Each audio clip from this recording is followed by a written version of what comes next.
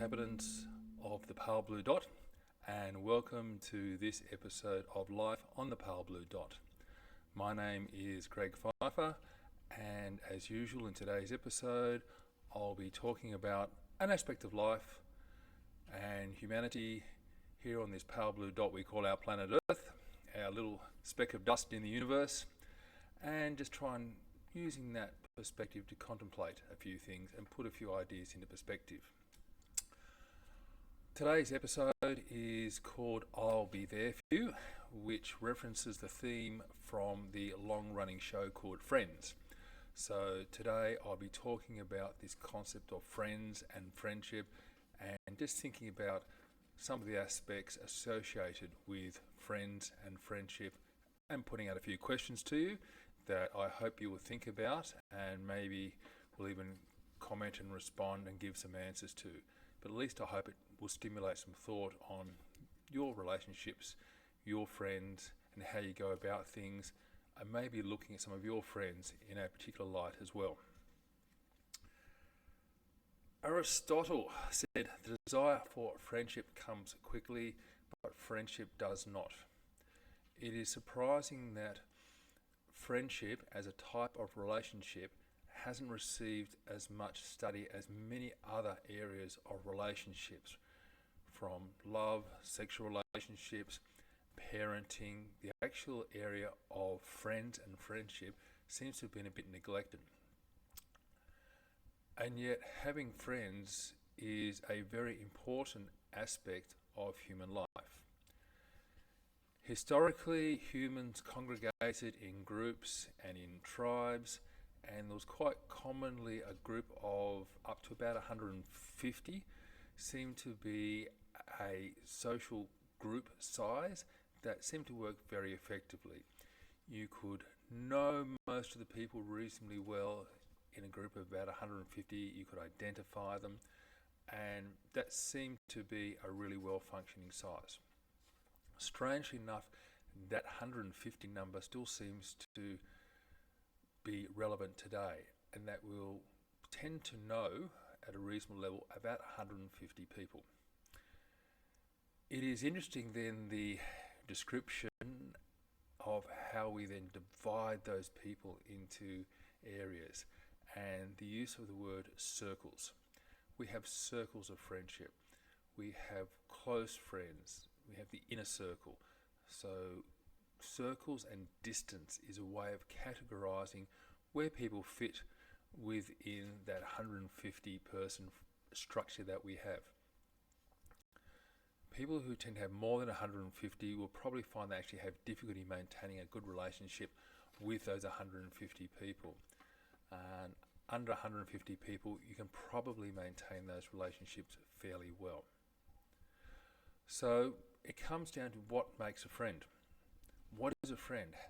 How do we define a friend? And that is something that is actually both rather difficult and also something that is very personal. And it may come to your decision of where the circles go and where people fit into the circles, and whether you actually put them as close friends. They may go out to distant friends, maybe acquaintances, associates, and you may have your contextual friends. These are the people you associate with in a particular context. So maybe a club you go to, you may go to a gym or maybe workplace, somewhere where the friendship is very much associated with a specific context, and it may or may not exist outside that context. There can be people that you see regularly and that you have some affinity to, and the regular person you see on the bus or at the bus stop, on the train, travelling to and from somewhere, at the local coffee shop. So again, there is some degree of affinity or connectedness with the person. How do friendships occur? What defines a friendship?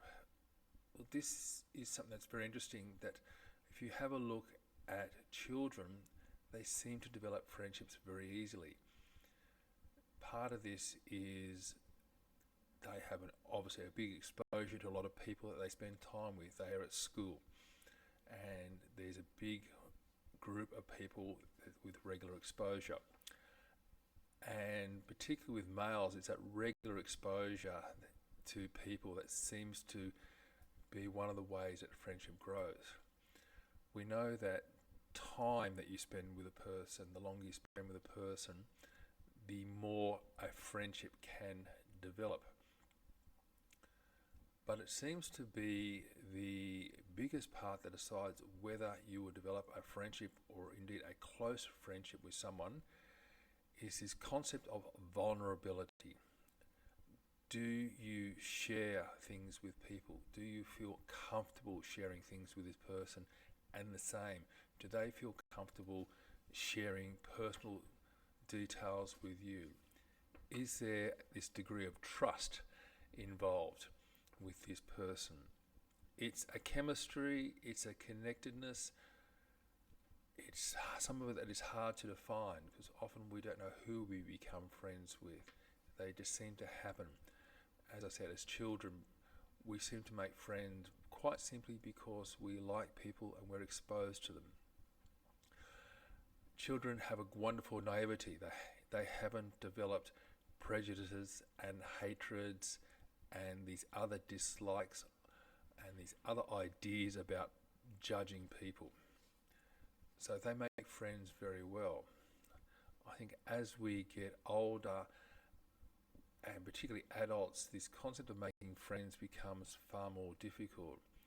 We suddenly realise we have biases and judgments and stigmas and emotions and baggage, and we have these other negative desires that will limit our interaction with people or may exclude us from associating with people that we could develop friendships with. There was a recent study in America, and it cited that 30% of the respondents, almost a third of the people, stated they didn't feel they had enough close friends. And having close friends is important in many reasons, particularly for health. We know that having a set of close friends is good for your physical health, it's good for your mental health on a number of axes. Your longevity, preventing dementia, and other general measures of good health are improved if you have good friends and a good social network. One interesting study looked at what predicted if you'd be alive 12 months after a heart attack, and the two biggest factors were if you were a smoker and how many close friends you had. So if we take out the smoking, the number of close friends you had and actually having a network of close friends vastly increased your chances of surviving 12 months after a heart attack. And that was a really interesting study.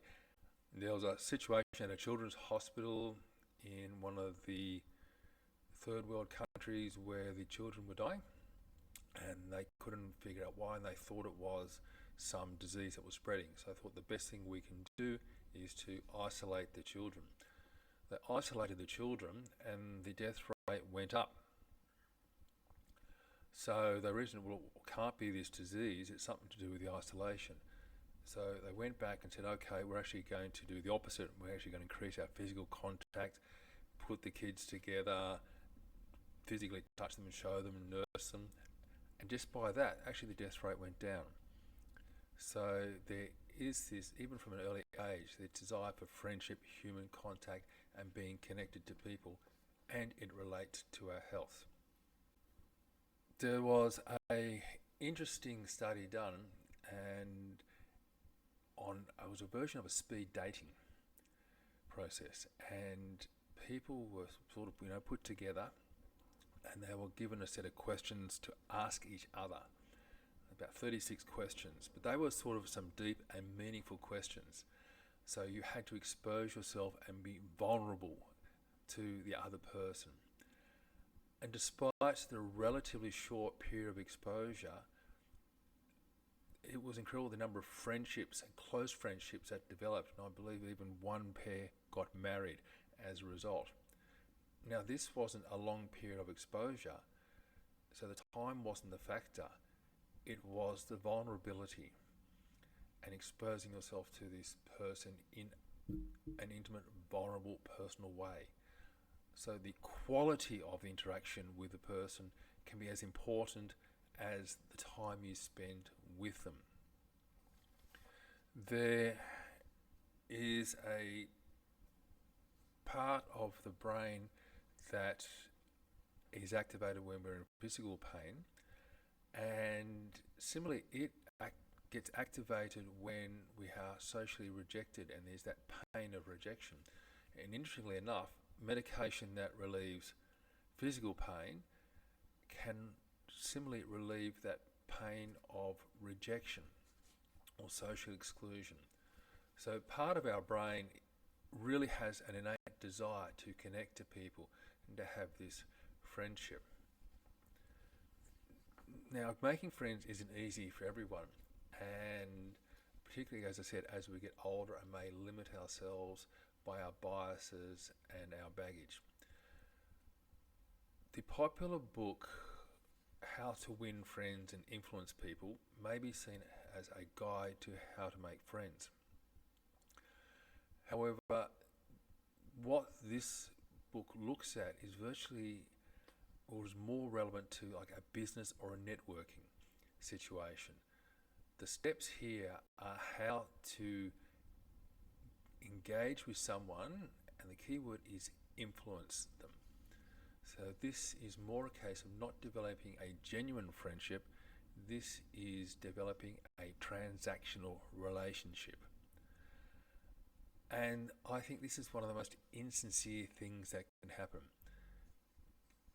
You are seeking to develop a friendship that is based on what you can get from the other person. Now, this idea is heavily promoted. There's a lot of talk. You should seek friends who align with you and will help you reach your goals. But if you are seeking a friendship purely on that basis, then that relationship is quite different. As I said, that is a transactional relationship. The basis is insincere. And you have to consider with that what happens when the transaction is concluded. Because quite often then you'll find, well, the reason for the alleged friendship is over. The reason for them wanting to associate with you is over. And you may find that this facade of friendship now just crumbles. Even worse, you may find that, much like Caesar, you've got a knife in your back. So I think it's always behoven upon you to question the motive of someone who seeks to actively befriend you and really is doing it on the basis of because you can do something for them. The early parts of the book on how to win friends and influence people, and there's a number of principles, the early parts may work okay. Get out there, associate with people, find people who have some similar goals. It's a great way to break the ice and to do things. But it does deviate after that from friendship to someone in your network or an associate.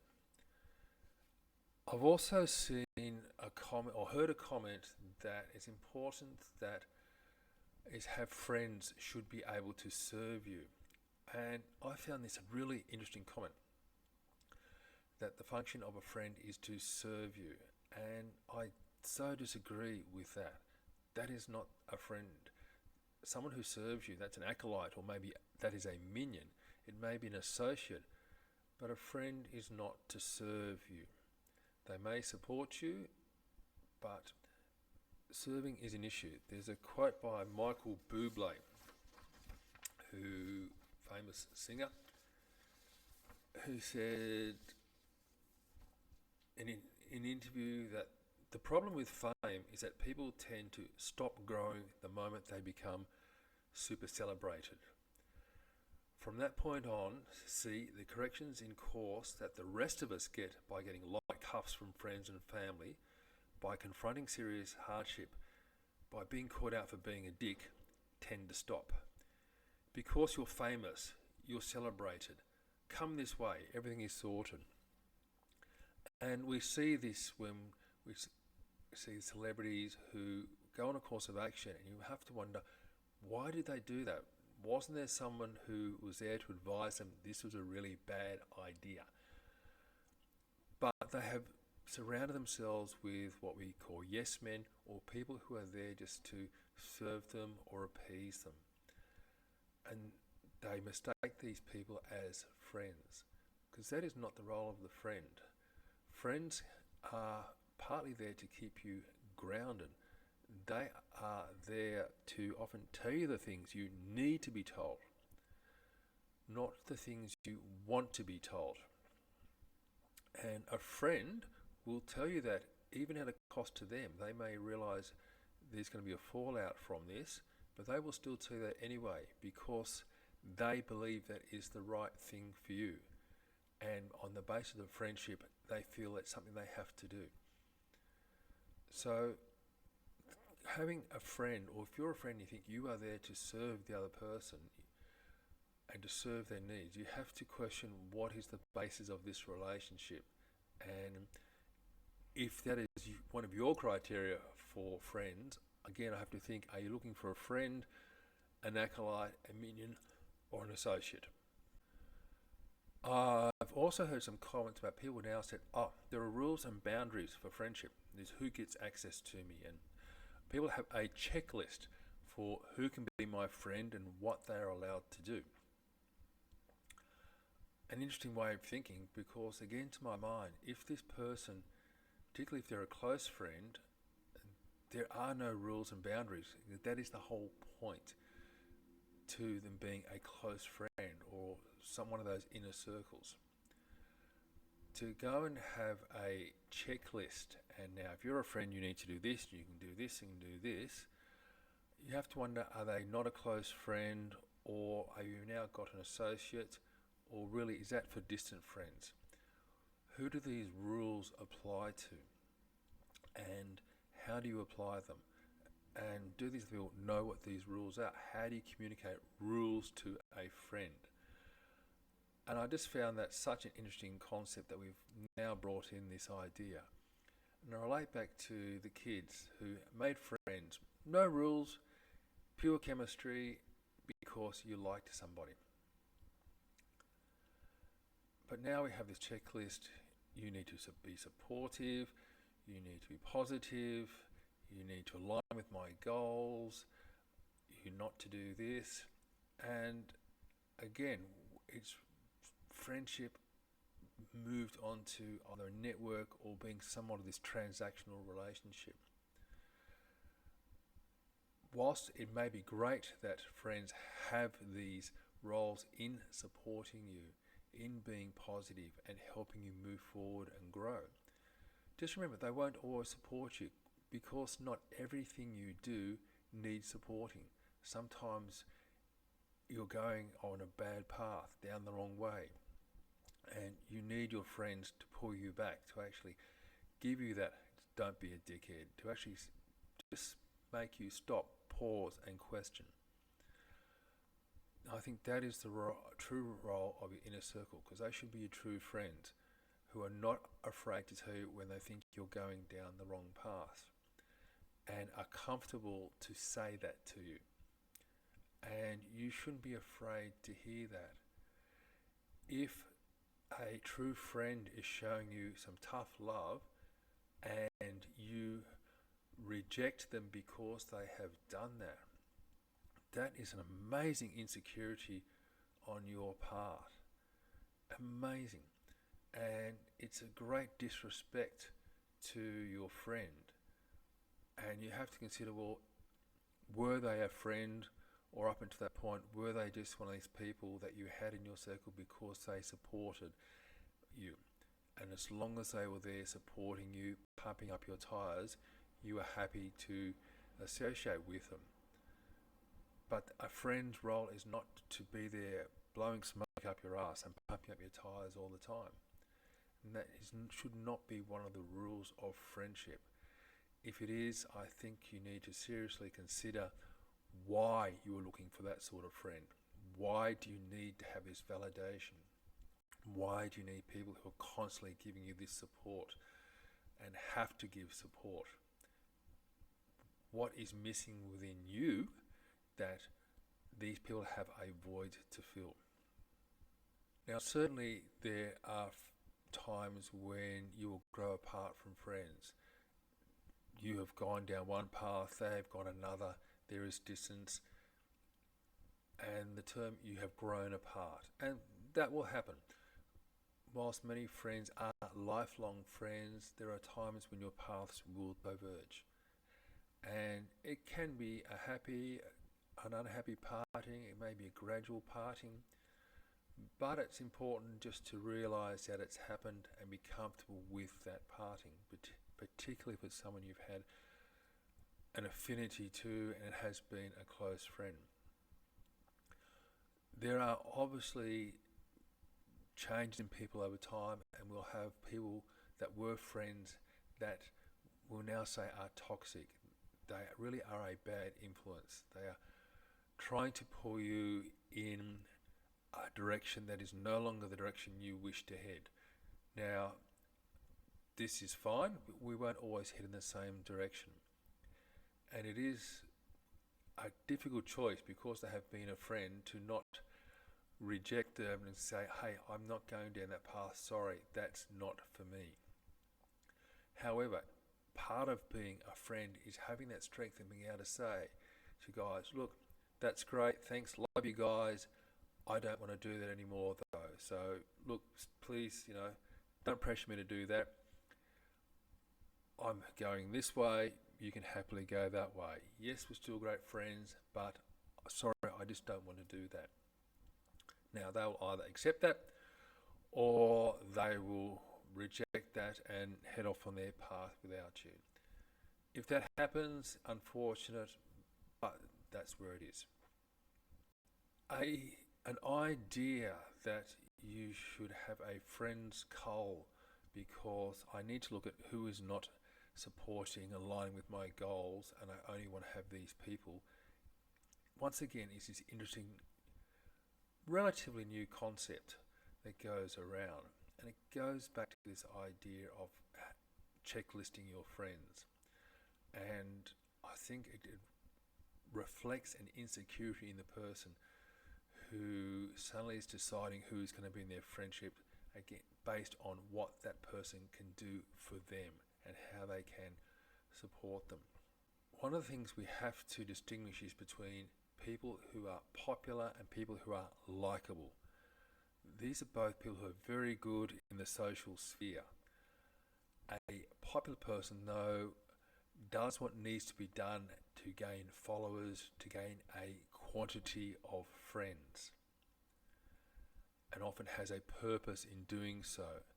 And it may involve a degree of manipulation and insincerity in gaining those people and having a reason to gain that number of people.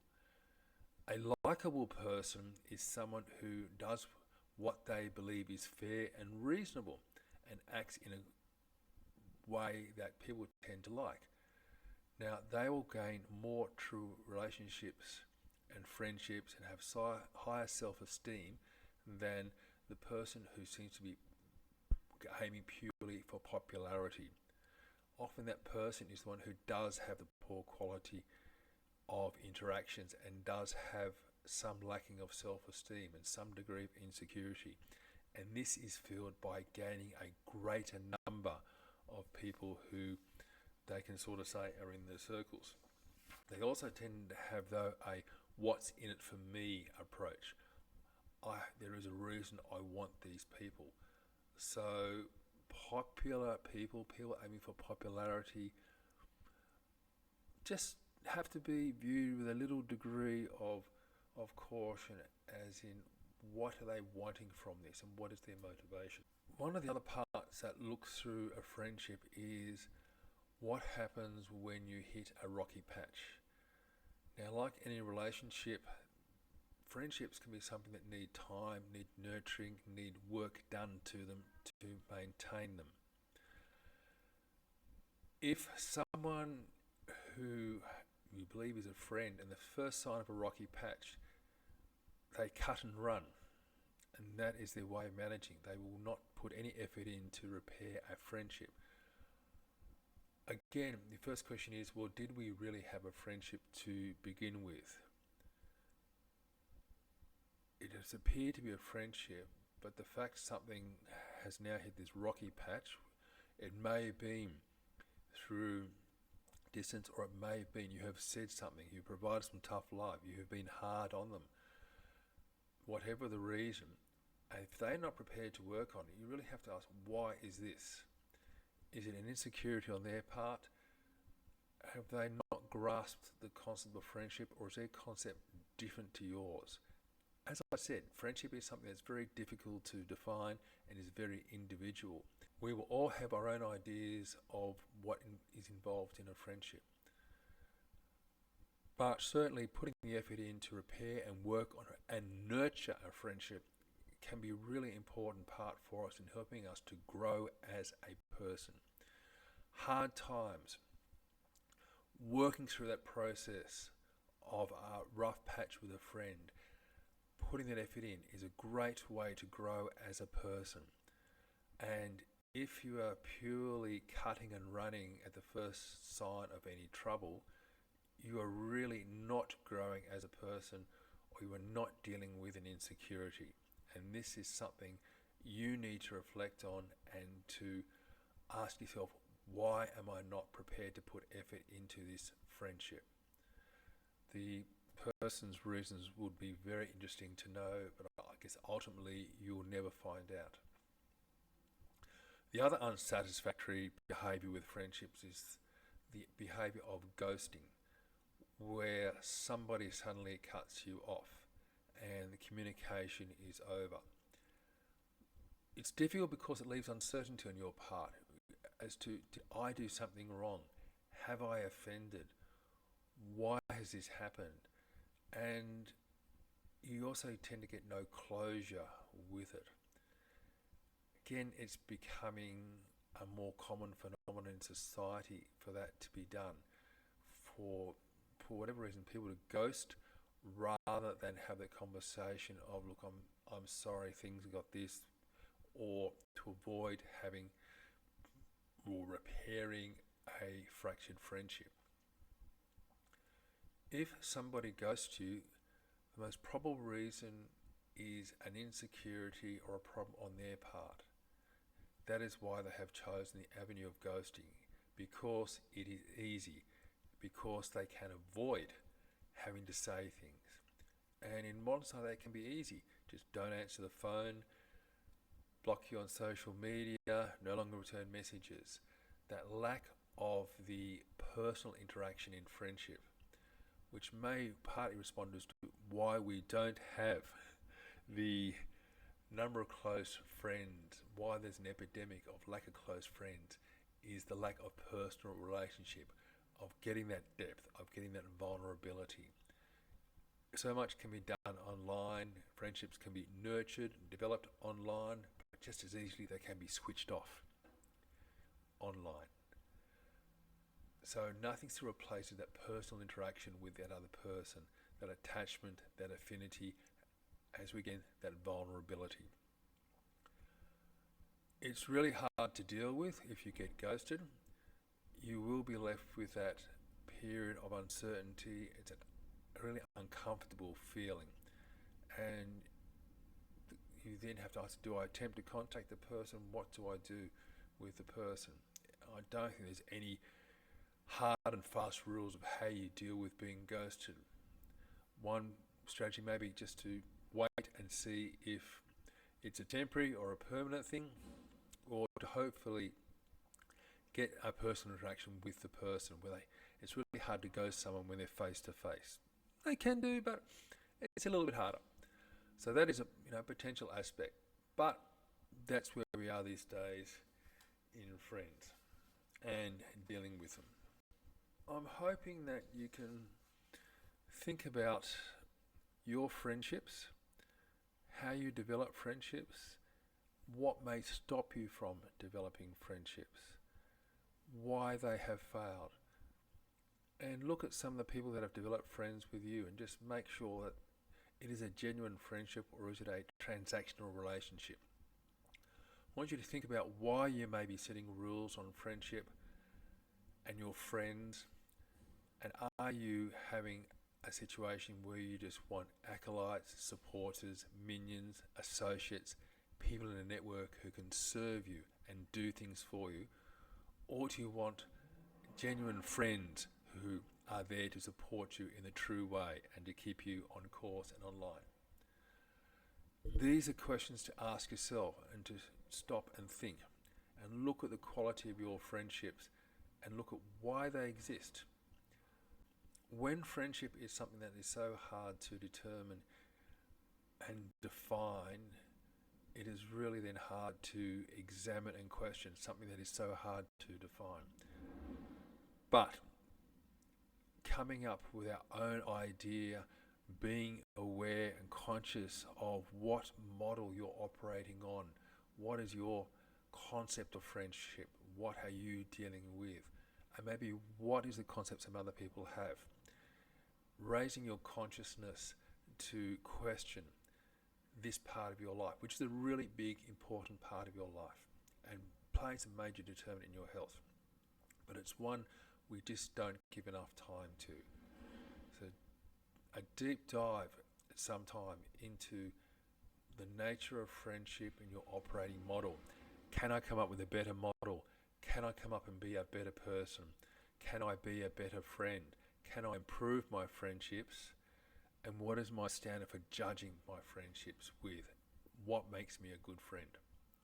Really great questions to ask yourself, and everyone will have a different answer.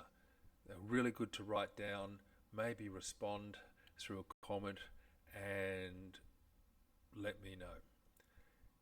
If you found this podcast stimulating and something that's helped you to think and reflect, I'd love if you could share it with other people, particularly other people that may benefit from this discussion as well. It's a great way to help the podcast to grow and to get the message out there. Thank you for listening to the podcast on whatever avenue you've listened on. I haven't decided what the next episode is going to be this time, so it's up in the air. But I hope we'll join you again soon and have a look again at something that's happening on this wonderful pale blue dot. Until then, take care, have love for yourself and one another. Bye-bye.